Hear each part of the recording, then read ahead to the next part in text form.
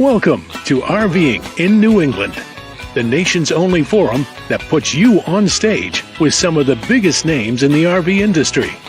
And now your hosts, John DePietro and Bob Zagami.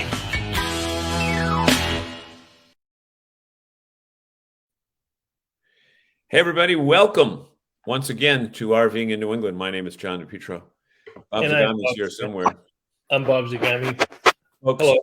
And if you fell asleep during that introductory music, blame Zagami. Yeah, I get it. Where did you get that music, Zagami? It's part of StreamYard, so I got to find something a little bit more lively. Yeah. Well, here's the thing. Steals from country western music, and that'll get us in trouble with the with the ASCAP and actually whatever it's called. Yeah. No, Zagami. But here's the deal.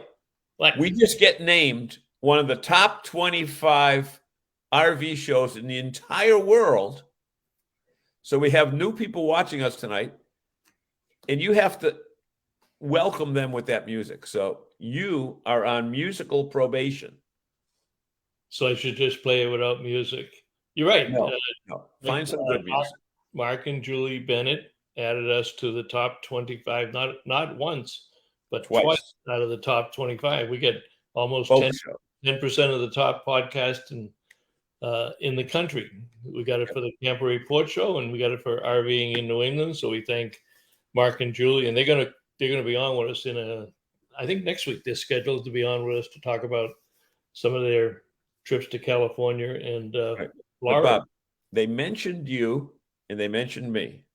Yeah. Now that's the reverse orders of which they should have been mentioned. However, we need to say that the people on the right side of our screen, the Dante, the Jim, the Audreys, the Sandy, the Don and Pat, they're part of the show too, because we do not have a show without our audience. This is without question.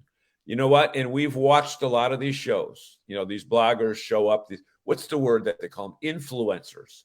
Yep. They show up. They're around for 6 months and bye-bye. You never hear from them again. But we have an audience. I mean, what are we, 7.5 years? Yep. And yet we've got people that have been with us since day one. Yep, that's true. That's true. You know, and tonight we're going to go back to an old friend, Sheri Fuller from Fuller RV Rentals and Sales. But don't call her an old friend. Call her a longtime friend. A young friend, maybe? No, a longtime friend. But don't call her old.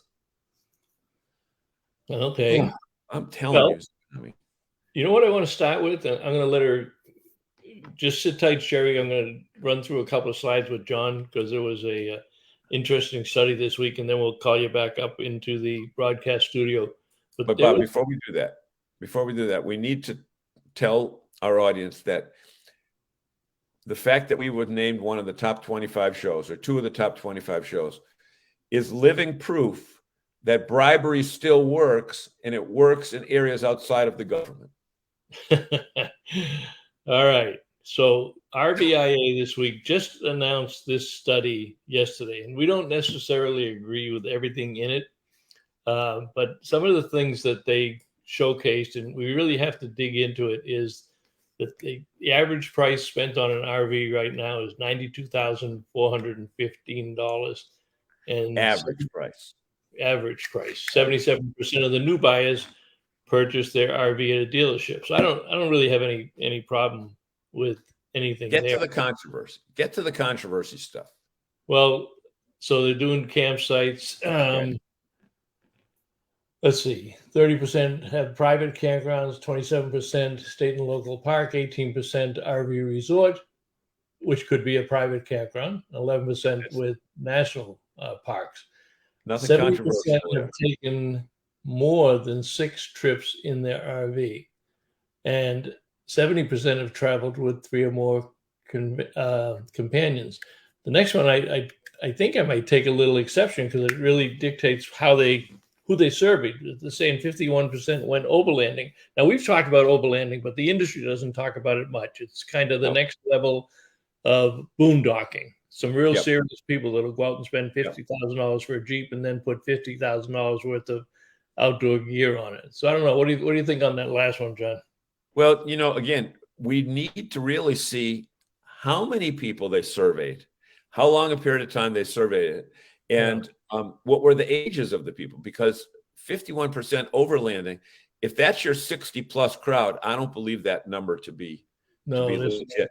But it's the young adults. Big controversy. Yeah. Why did they buy? The number one reason for buying an RV, according to this survey, with 39% people saying they want a place to stay while working. So, audience, what do you think about the why did they buy? Let's leave that up for a minute, and our audience can. Yeah, they can. And did any of you buy so that you could stay outdoors, place to stay while working? 34% road trips, 32% outdoor rec base camp. I'll take an exception to that last one, that 29% cited the desire to overland and boondock. Should be boondock, not bookdock. But right now, the statistics that we use to measure the sales of RVs do not count overland units.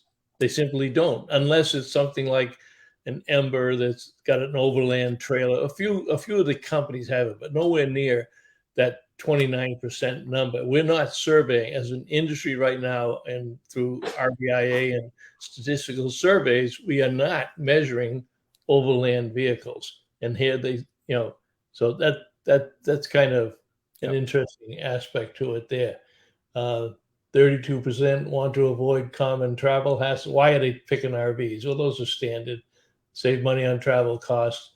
90% of the people who went RVing during the pandemic are likely to continue RVing.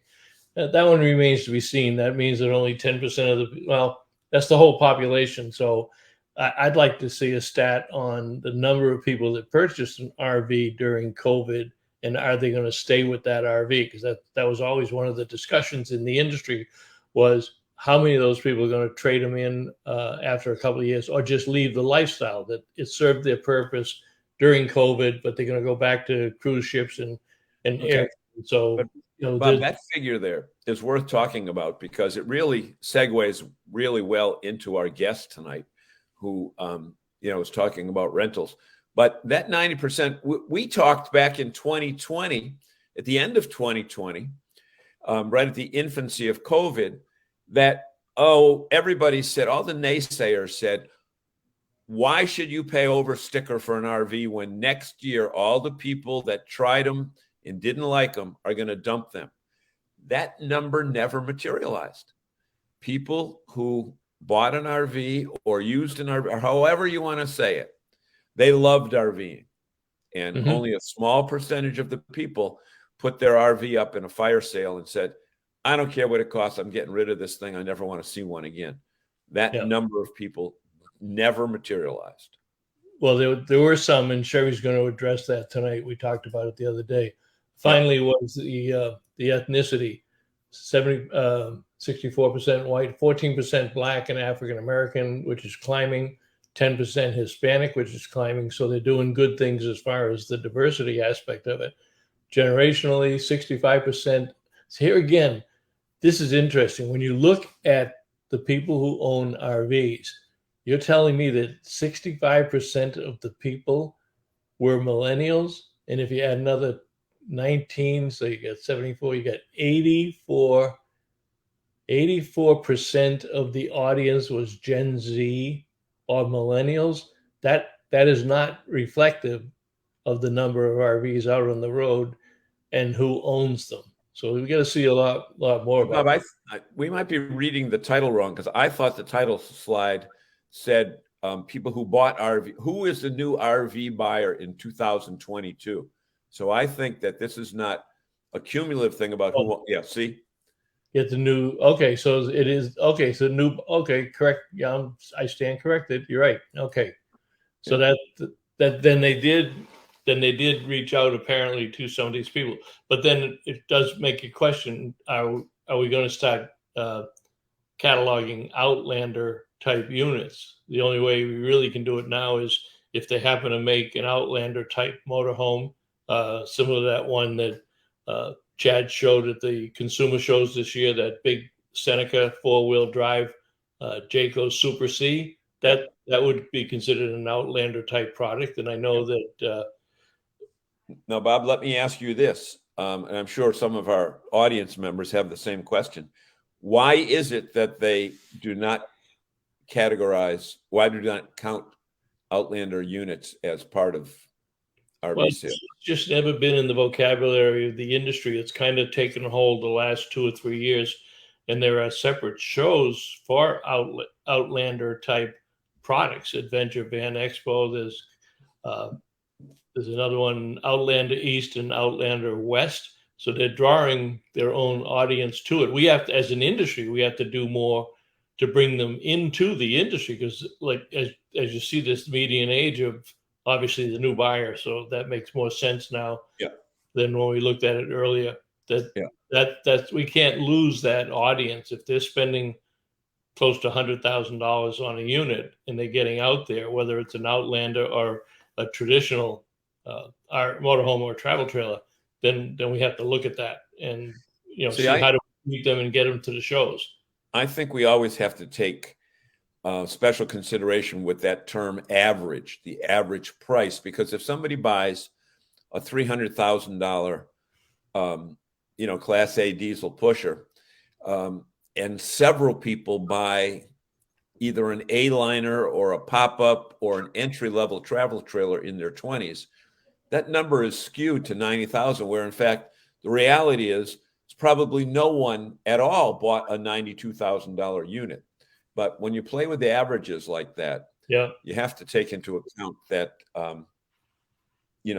probably so many more units were sold at the low end of that money figure. So okay, why don't you look at we should say hello to our audience. If we left anybody in the dust on comments while I bring Sheri up. Okay. And there you have it, ladies and gentlemen. Sheri Fuller. Can you tip that computer top just a little bit more to it? There you go. Yeah. Don't go too far. Don't go too far, Sheri. You'll fall off the desk. But Bob, we have to mark a momentous event here right now. If you want to. Okay. The fact is, it's 7:00 at night, and Sheri Fuller is not at the office. No, I'm not. See my Christmas tree behind me? See that? That's my downstairs Christmas tree. I have an upstairs Christmas tree too. Yep. And when do you think you'll have time to take them down? We don't take them down. We keep them both up. Oh. Yeah. So I'm down in the downstairs. I'm in the in-law apartment. Ah. Okay. There is probably not anywhere a harder working couple, especially a harder working young lady in the RV industry than Sheri Fuller. And I'll go by her facility at any time of day. And I always toot. I don't know if you know it's me tooting. I always give it a couple toots. You keep changing your cars, so you confuse me with the colors. That's right. Everybody that toots going by, I say, well, yeah, hi, how you doing? Have no idea who you are. We did. Sure, you're just coming off the show circuit. You have one more this weekend up at the New Hampshire Camping and RV Show, which is the kind of the official show up there, the 48th annual for the Campground Association, and we have several dealers. You're up there, but that'll be your last show, and your first show was with us in Boston way back in January. What trends were you seeing with the people who flock to your booth? Because it's not difficult finding the Fuller RV rental booth, because you always draw a crowd. Unless John and I are in the booth, and then you got double the crowd. Well, it's, you know what? All the shows have been interesting because of the fact that a lot of people didn't realize that they'll go by. Of course, they circle by. They walk through the booths, and then they come back around, and then all of a sudden it dawns on them. They'll come back from your seminar, and they'll say, "Oh, he sent me over here to you. Oh, I didn't realize that you rent." And I'm thinking, didn't you just walk by probably about an hour ago? And it says rentals. Exactly. But you know what? Until they actually get into that frame of mind, it's just like, John, you driving by, and I've had people stop at the yard and said, I've been going by here for over 20 years now, and I've never thought about it until we decided to go away, and we thought, this would be a good way to go. We should stop. So in that's what's, until it's actually in your mind, you don't think about it as you're going by. Yep. Yeah. But and it's a busy road right off an interstate out highway. there, the people that are getting into it are people that did it years ago, and they're getting back into it. They're people that, some of them, I say about half the people are coming in and asking me if we buy used units. And of course I say, what do you have? And then I remind them that we buy it wholesale, and I'll get the numbers and we'll get back to you. And then some of them are getting out of the trailers and getting the motorhomes, getting out of the motorhomes, getting into the trailers. And some of them, they've never done it before. They're going to go cross country. And I just remind them they need to go for a weekend rental to make sure you both like it, or else you're going to be halfway across country and going home, and he's going to be going the rest of the way. So well, maybe she's throwing him out and he's going home. Well, she's going, that's another option too. One of them is going to end up going home, depending on which one. But for the most part, everybody has been very good and very thorough with their questions. They'll give me the 5 minutes to price them out. A lot of them have come to the lot already, and I've told them the doors are open till dusk, and come in, get inside them, find the one you want, come up in the office, we'll price you out and see what you want to do. So Sheri, do you think you saw more people this year, or did you see more people who didn't understand RVing? In other words, are we still seeing the new buyers? That's probably the better way to ask it.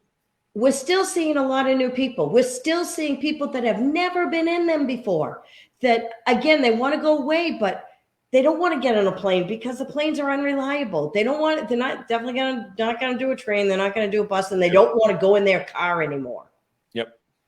Yep. So Sheri, I think it's something very important to point out that you said, try to find the one that's right for you. And it's not even a question of, is it a class A, class B, or class C?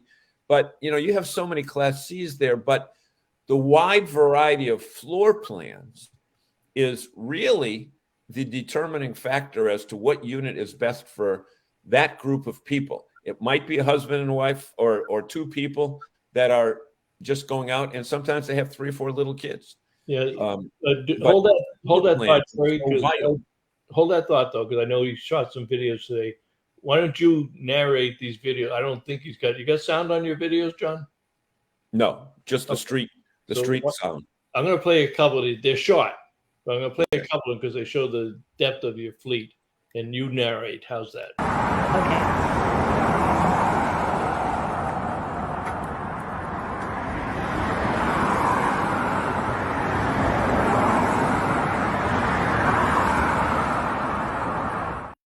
Class C's. Sorry, Sheri. When we play videos, it kills all the mics, so you can't narrate. so I'll play it, and then afterwards you tell me what you got.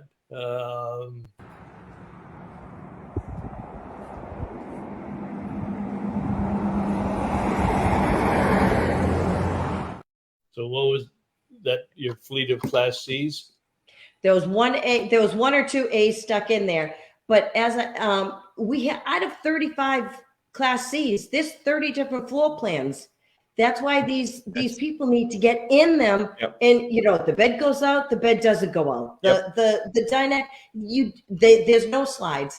People need to find out how much room they want, when they're traveling or when they stop. Right. There are so many.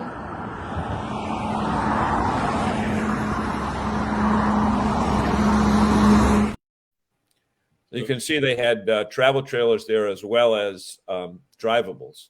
Well, I think this also, I would suspect one of your strengths. You went to everything from a pop-up to a 40-foot diesel pusher. And so tell us a little bit about the history, because you've been there quite a while. You Mm-hmm. started with Bobby in 1984. So tell us why you only do rentals for the most part, other than buying a couple here and there. But why you focused on the rentals, and why do you have so many different types? The biggest thing we were looking at when we first started, because we only had 13 and we're a broker. So then that was 84. By 93, the last privately owned one was gone, and we started building our fleet, which we had a dozen. So we had that till about 98, and then we ended up, we were car racing back then. We took the money from car racing and put it into the business, and ended up building the fleet by the early 2000s up to 30. Actually, we had got invited to Gulfstream. That was our first manufacturer to sell to us as a rental dealer. And that made a huge difference, because now we could go right to the factory and say, okay, we need one of these, one of these, one of these, one of these. That's when we started getting into the different floor plans and coming up with ideas on different ones to build and such. And they were very accommodating. I mean, we've been with them since 1998. And we've gotten the bulk of them it was Gulfstream. But we strive to get every possible floor plan that you can in a Class C. There are 30 that we've got. And that's what makes it. We look at accommodating the family, whether it's a young couple, it's just a couple, if it's 10 people, 2 families want to go together, they want to share the cost. So that's why we have so many different floor plans, whether it's trailers or motorhomes, so we can accommodate the families. And what we noticed over the last 40 years is we are seeing second and third generation. So it's nice. Oh, I remember when my parents took us cross country, and we thought, we want to do it with our kids, or we want to do it with our adult kids and their kids. So it's nice because you get so much joy out of it when they come back and they're happy and they tell you what they did and how much fun they had. So Sheri, would you agree that if you look at a 26-footer or a 24-footer from the outside, it can be totally deceptive as to what the inside is like based upon how the floor plan is set up? 100%. So you can't just drive by and say, I've seen that before, because there were some units. I mean, I walked in that toy hauler. I don't know if we have that Outlaw toy hauler. Oh, yeah. You can see it.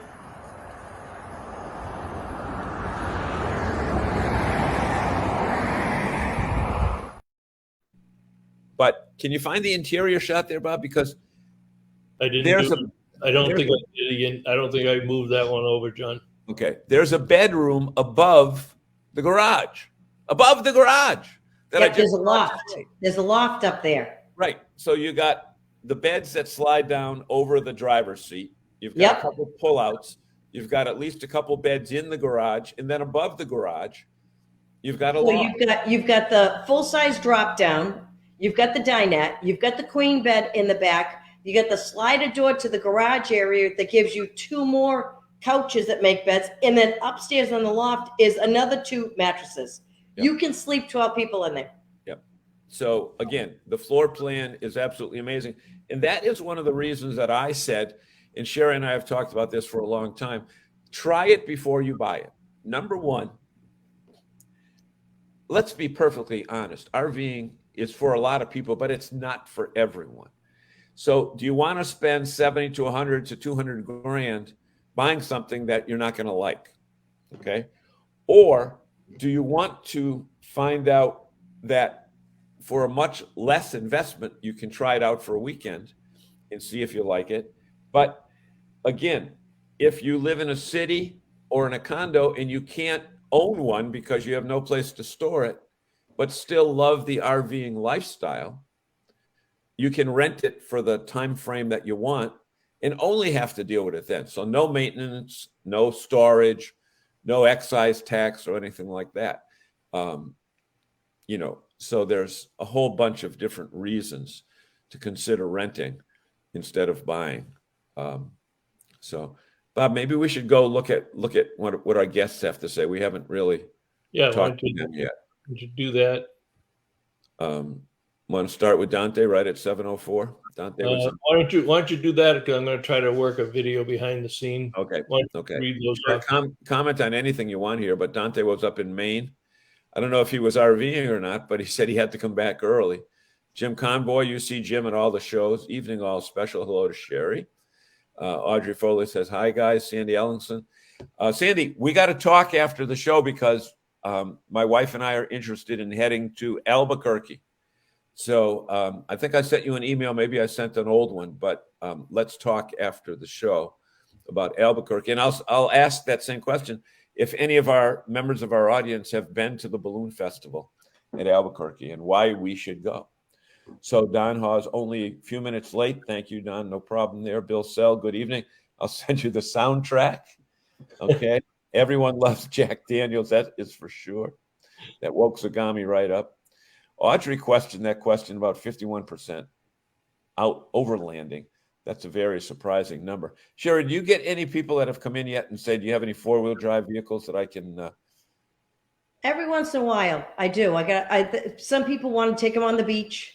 Okay. Some people just they're hikers. They want to get into some hiking trails. I just remind them there's no off-roading. You need to stay on the road. Right.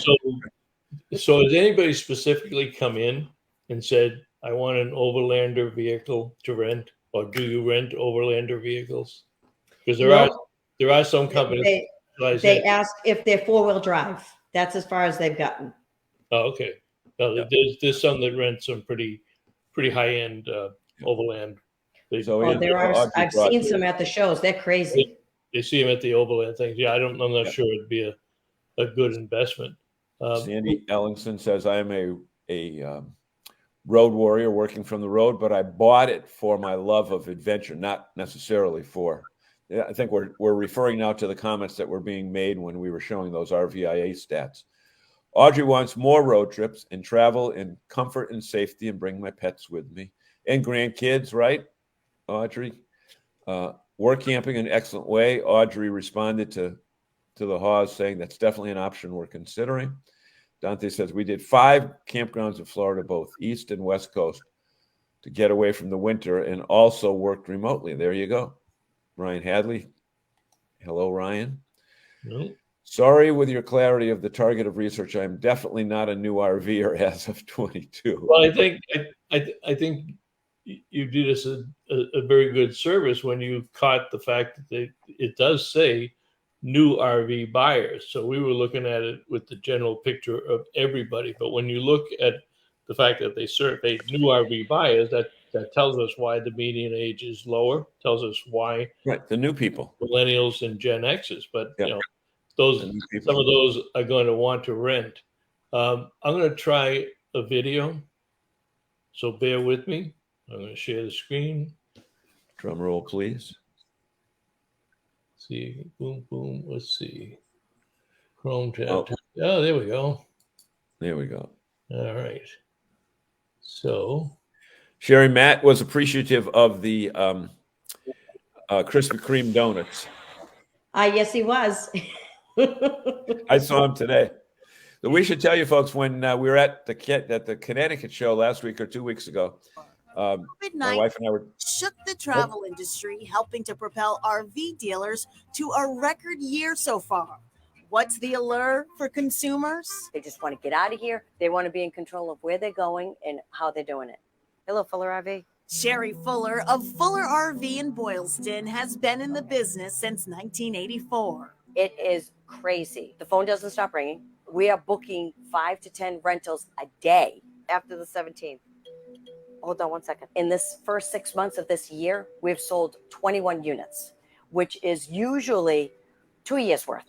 Post-COVID, rentals are up in a lot of cases 1,500%. Dealer revenues are up almost 100% over last year's numbers. Bob Zagami is executive director of the New England RV Dealers Association. He says nearly half of new sales are to first-time campers. The big challenge for our dealers right now They're concerned that they won't be able to get enough new inventory, to replace what they're selling. Wow, this thing is huge. I know. Wait until we put the slides in. RVs come in all sizes and styles. Take a look at This one is a Class A luxury motorhome. It rents for $6,200 a week and costs just over $200,000. For a luxury motorhome, you can have a residential refrigerator, you can have the fireplace. This has a washer dryer, but you have 2 full bathrooms. This will accommodate 7. Extra features mean extra care and maintenance. The RV is more like a house than it is a car. It's got plumbing, it's got electricity, it's got heating. You're driving it down the highway at 65 miles an hour. A surprising fact, no special license is required to drive an RV. Zagami recommends taking a few lessons from a commercial driver's license instructor. Fuller gives newbies an extended crash course before they leave her lot. The most intimidating RV to handle? The one we're in. What does it feel like to drive one of these things? It's an hour of white knuckle driving. Oh, The first hour you white knuckle. It's a whole different ball game. Just concentrate on the road. Okay. here we go.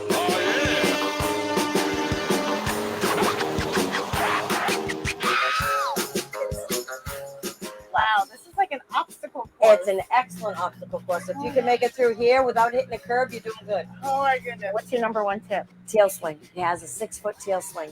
So when you're taking a turn, you've got to be like a trailer truck. You're going wide, and people will curb the tires. Now we're in the S's, so you got to watch your curb. Okay. You slam those brakes on, and we go flying. Okay. So slow and easy. Everyone got their seatbelts on. These tires are soft on the sides, and if you rub them once, you could get away with it. You rub it twice, it's going to blow out on you, and you do not want that. Okay, you're going good. You're missing that. Yep, that's good. That's one that the buses all run over. A few 3-point turns later, and I'm feeling pretty good. Okay. Sheri, that was so much fun. I loved it. You did great. You handled those 3-point turns like a pro. You think we're ready for the open road? Slow and easy. Once you have the RV, where do you go? It doesn't have to be far. Just get out of your neighborhood and go to a local campground. That's just as enjoyable as if you drove 1,500 miles to go see Yellowstone National Park.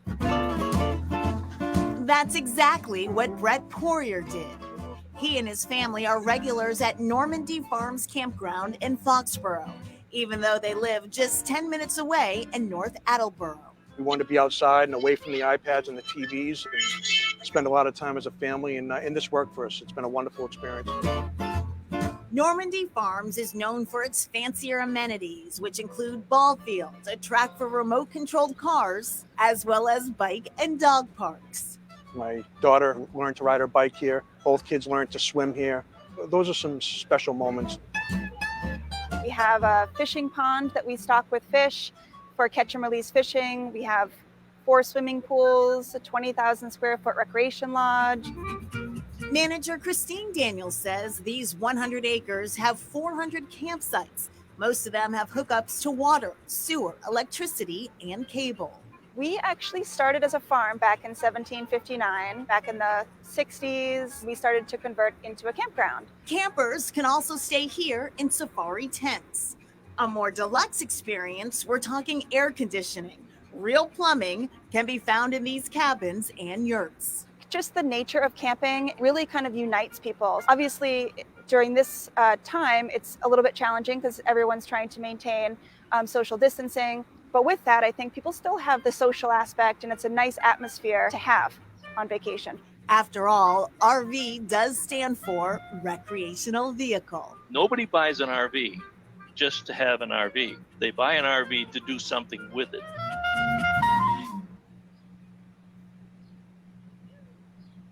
Good job. That was great, and That was Chronicle, and that was Chronicle back in James 2020. Seymour. She's been back since then, right, Sheri? No, I haven't seen them since then. No, They just okay. keep rerunning them, which is great. It's free. Oh, you're breaking up a little bit. Okay, Can you hear us? that I haven't seen her since that segment. Well, we'll have to make, that was WCVB, so we'll have to make some more calls. But that really that was portrays- that was Chronicle. She did great, but that was during COVID to promote that. Right. Yeah, got to get her back. So Jerry's dinner ran late. Dante said it was a great experience. And Jerry says there's a balloon festival. Is that the one in Bloomsbury, New Jersey, right on the Pennsylvania line, Jerry? I don't know, a balloon, like Hot air balloon festival. Hot air balloon fest. Yeah. Well, yeah, like the one in Albuquerque, but you don't have to go as far. Oh. And there's one every fall up in Glens Falls, New York. There's a big one up in Augusta, Lewiston, right? Yep. Maine. That's that many years. August, yeah. If you want to stay locally, that's a good one that we have down there. Yep. So Sheri, what would you say to people that are intimidated by thinking they can't drive one?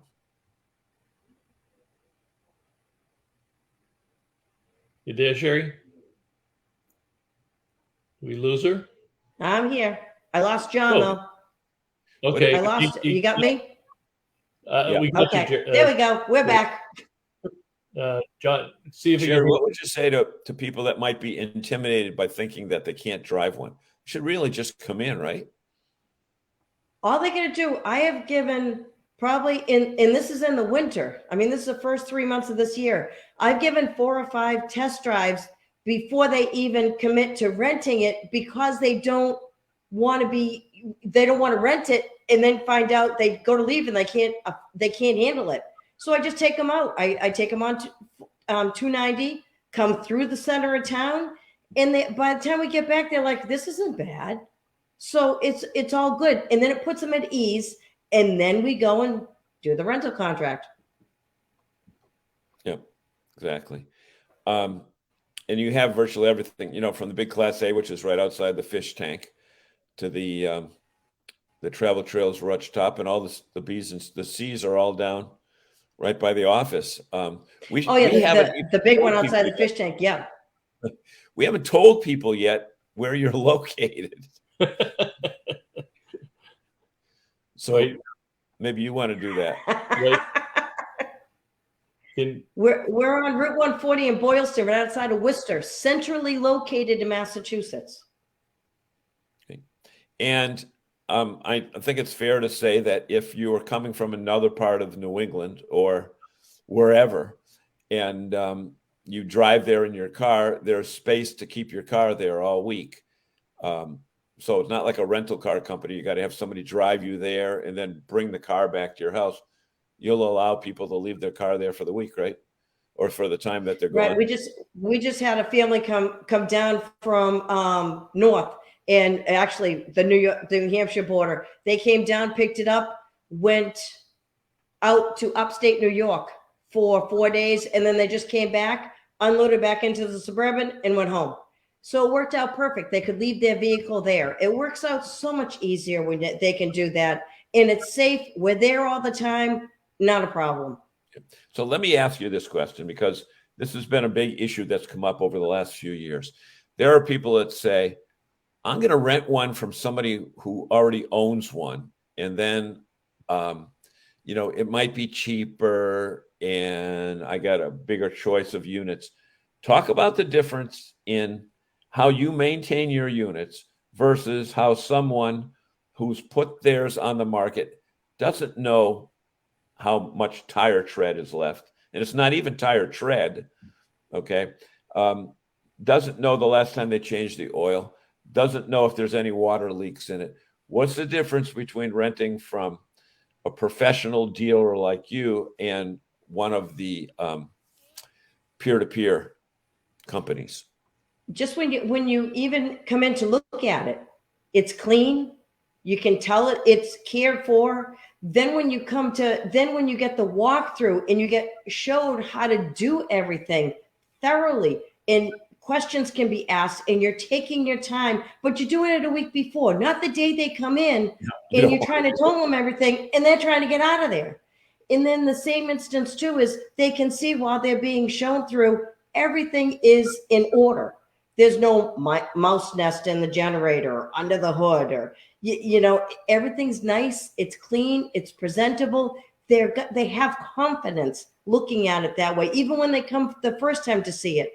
But the thing is, you're leaving with 3 phone numbers. You've got my cell number. You can text me. You can FaceTime me if you can't figure something out. You can call me if it's 2:00 in the morning and the battery's dead because you're dry camping and you killed the battery because the heat's too high. It's something that I can walk you through. In 5 minutes, you can have heat again. But it's that security blanket. They've got 3 phone numbers when they leave. Who gives them 3 phone numbers and tells them to call you in the middle of the night? And you don't go to India to get the call. Not only that, this is your sole business. It's a family business. You're integrated totally into it. So you check them out when they come back. You check them out before they go out. Your son, Matt, runs the service department. You have logs on every unit, what you replace, what you've done with it. So the confidence level is significantly higher, I would argue, for most that want to try the. Well, it's all you got to do is pop the hood or open a compartment door on the outside, and there's the log of the service. Yeah, and versus say a peer-to-peer, and there's nothing wrong with that if people want to do it, but keep in mind, you're renting from somebody that may not be taking care of the unit. You're renting for somebody that if something happens and you call them up, they don't have any idea how to fix it. If something mechanically did happen, how are they going to help you? Right. They don't know anybody. They don't even know the first thing of how to get somebody to you. Yep. Bill Sell has a good comment there, Bob. I don't know if you can highlight that. What time frame? 7:45. With a peer-to-peer rental, when you have a question, the owner will get tired of you calling. On one of my such rentals, it was a 911 call to Mr. Zagami, needed to send a photo, and he resolved the issue in under a minute. That was a rare moment, Mr. Sell. If people are relying on me, in that case, I was able to help you. Amaze myself too. But Zagami's the last person you want to call if you're out on a rental. Something happens. I'm glad to give you Sheri's telephone number. In fact, Zagami has some stories of him being out on test drive because he did rent him off of peer-to-peer, and you only get one shot to do this the right way. Talk about repeat customers. I know you mentioned it a little bit earlier, but you've got multiple generations and people keep coming back. But you don't just work with people; you also work with major corporations that wouldn't trust anybody. So right now, I mean, we've been with National Grid since 1997. The first ice storm in Fitchburg, we got into their database. Now, if there's any kind of a storm, any kind of a disaster, whether it's a hurricane, windstorm, snow, blizzard, we are one of the few that will deliver, set up, and then go back and pick it up. And we can accommodate them at any time. We have delivered units in blizzards. It's been really interesting. Thank God we got a day's notice now. Okay. John, I think you've helped us a couple times. I got to tell this story. Now, earlier, if you were listening closely, Sheri said in 1990, blah, blah, blah, blah, we were in the racing business. In other words, her husband, Bobby, drove a NASCAR car. Okay. So when you go in the office, you see the picture of the car up there and Bobby holding the checkered flag and all that other stuff. However, I had the opportunity when I helped them bring a unit for National Grid down to Rhode Island. And it was a couple of days before the storm, although the wind had already started picking up. And when you drive a 40-foot Class A and you're going over a bridge, you got to hold on. You got to hold on tight. So we finally get to Rhode Island, and Bobby had towed his Explorer and said, okay, let's go back. We dropped the 2 things. We set them up, et cetera, et cetera. And then he gave me the scare of my life driving back on 295 in Rhode Island. And I knew the turn coming up on 146 was coming up, and I'm thinking, when the hell is he going to slow down? And I guess if you're a NASCAR driver, you're used to going around turns at a fast speed. Well, not me. So I got out of the car when we got back to Boylston, and I said to Sheri, I'm never getting in a car with him again. I will thumb back from wherever we dropped the unit off, because I am not getting in a car with an ex NASCAR driver. And that is right. I'm not exaggerating any drop out of that.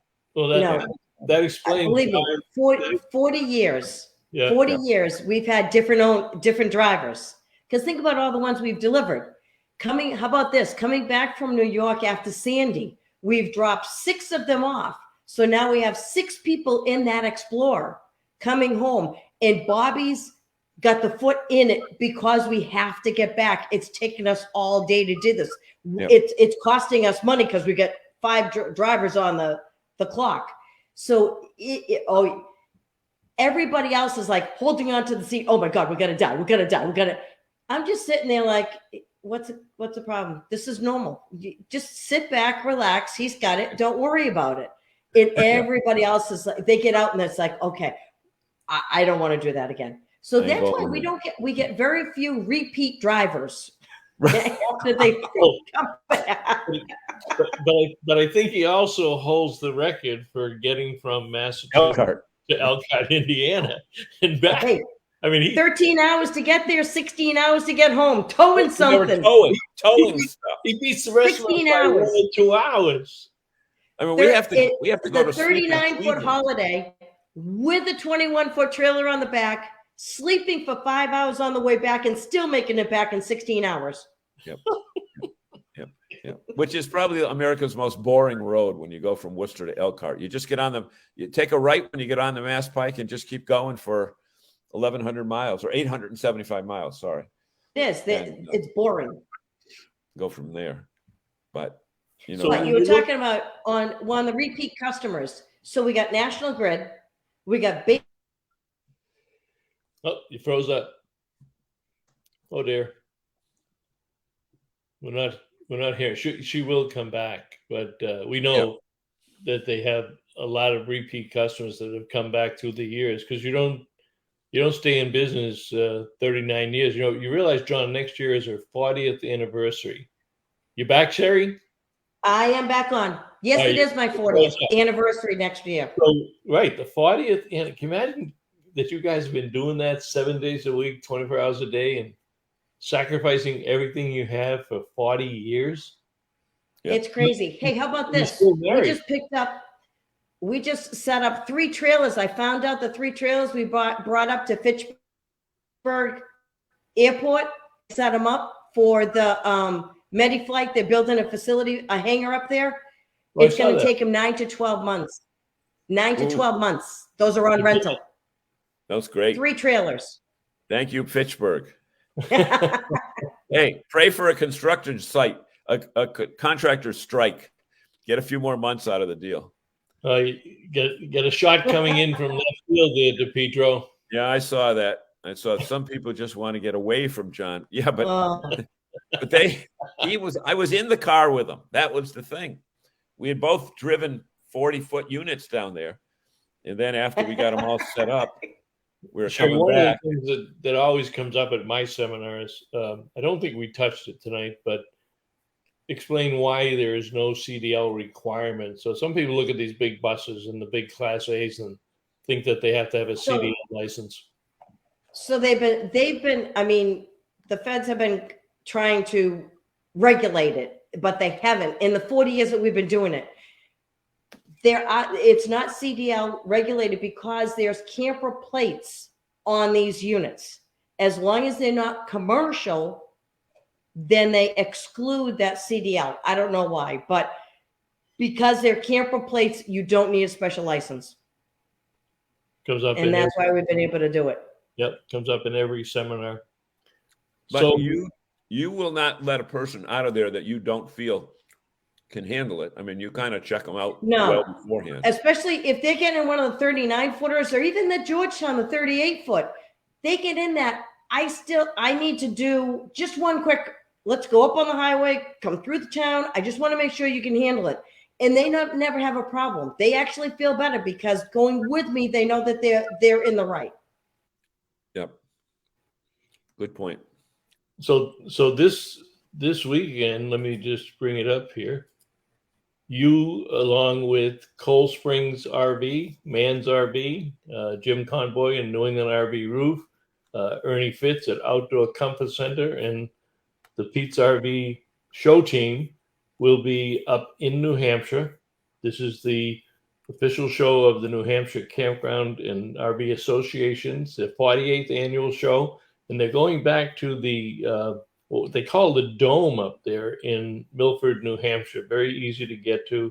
And that show will be Friday, Saturday, and Sunday. And you can meet Sheri in person if you have never met her. And if you're thinking about renting an RV and you live closer or in New Hampshire, you can go there and don't have to come all the way down to Boylston, although she would love to have you come down. We will post all the information, but tell them your URL and your address so that they know where to get you, Sheri. So our website's fullerrv.com, and it's very easy to get to us. Just get on I-290, and you want to get off at 26B as in boy, which is Route 140 North, and that's we're down a mile on the left. They're 7 days a week, year round. The doors are open and welcoming. And that's the new RV number, the new exit number. So if you forgot, that's the new exit number. Exactly, it's 26B as in boy. Oh, okay. All right. So somebody comes in, they come to the show, Sheri. What are the top 3 things that they absolutely have to understand and practice if they're going to rent an RV? Driving. So they're not clipping curbs, tail swinging, watching where they're driving, not going down parkways. Right. Like the Merritt Parkway? Oh, not supposed no, to. like Sturrow Drive, or the Merritt Parkway, Parkway. Any parkway in New York. Exactly. New York is a parkway. That's right. All of New York. Right. But the driving aspect of it, they want to, because they can always call me and ask me, it's no big deal. But if they can do it on their own and listen, a lot of them will do the video while I'm showing them how to do it. But hooking up is easy. Leveling, if you got a slide or just have the refrigerator working, please make sure it's level. There's only 2 things. Just the driving aspect and the running of it is very, very simple. So, my 8-year-old grandson can do it. Well, yeah, it is. They just get intimidated by the size of these things. But when you're sitting in that chair, in that seat, could be driving a car, you could be driving a 40-foot diesel pusher. You just feel for the road. And I'm sure you suggest to a lot of them that they get over to a church parking lot or a mall on Saturday or Sunday before they head out on a trip and do a little practice and put some cones out there and practice backing up. It's something that people can learn. We've got 9 or 10 million RVs on the road. We're renting a ton of them every year. So exactly, if all those people can do it, then you can do it. Let's put it this way, another way. If John DePietro can do it, and he's done it very well for 20 plus years, then other people ought to be able to do it. He can. Yep. He drove that Super C. He did good with that. He went all the way down south with that thing. Yep. Right. And we're ready to do it again. Yeah, that was a big one. Yep. Yeah, it was. Yep. Yeah, right. That's the one you guys wanted to buy. I know. Yep. Never got a chance to. No, but you know what? They didn't. They redid that because they found some design flaws in it and redid it. But they've got another one out there. It looks very simple. So right. So cool. I can't believe our time is up. Yeah, we do. Sheri, thank you. It's always a pleasure having you on, and people enjoy learning about the rental business. And you are, what did I call you today in the show promo? The first lady of RV rentals in the Northeast or New England or something?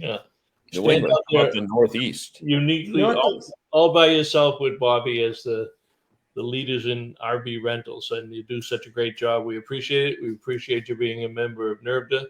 And good luck this weekend in New Hampshire. And we'll catch up to you down the road. Thank you very much. Appreciate it, guys. Good to see you. Yeah. Right. Have a great day, everybody. Welcome to RVing in New England, the nation's only forum that puts you on stage with some of the biggest names in the RV industry. And now your hosts, John DePietro and Bob Zagami.